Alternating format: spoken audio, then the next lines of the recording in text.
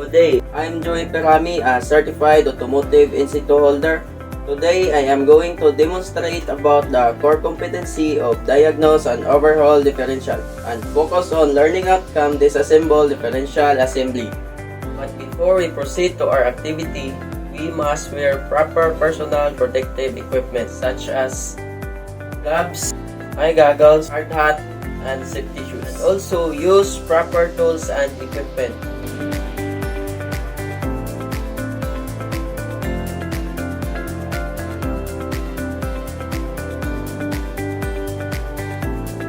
Now, let's start our demonstration. Drain fluid. Remove the drain plug and drain the fluid into a suitable container.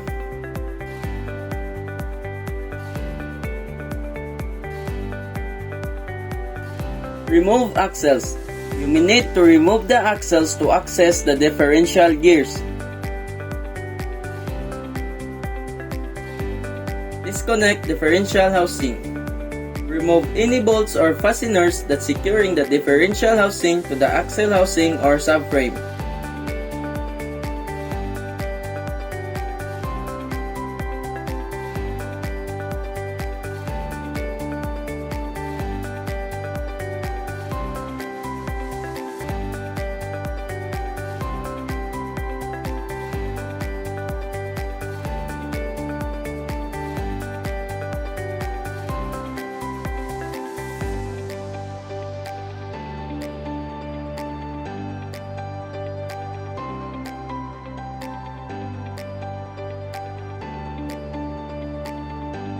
Separate differential housing.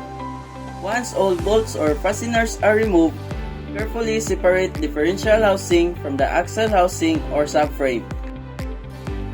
Remove bearing caps. Carefully remove the bearing caps securing the differential gears in place.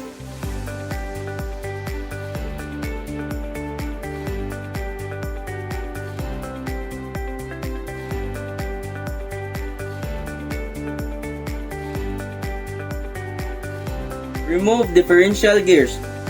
With the bearing caps removed, you can carefully lift out the differential gears and associated components from the housing.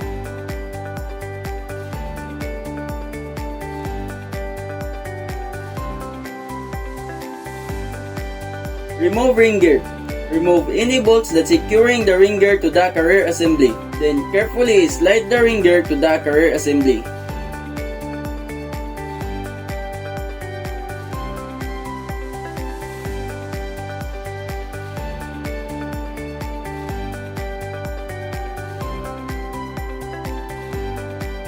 Disassemble carrier assembly.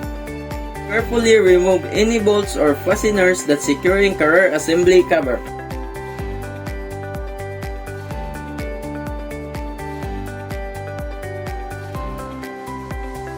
Remove spider gears or side gears. With the carrier assembly cover removed, you can carefully lift out spider gears or side gears by removing differential pin.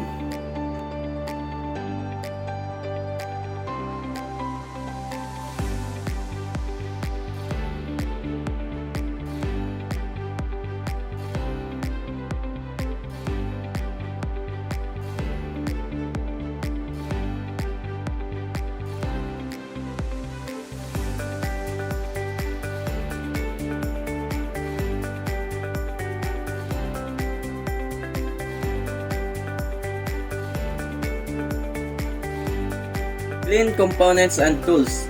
After disassembling the differential, you must clean all the components and tools and equipment.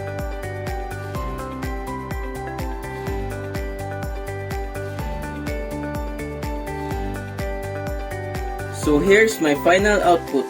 And that would be all. Thank you for watching. God bless.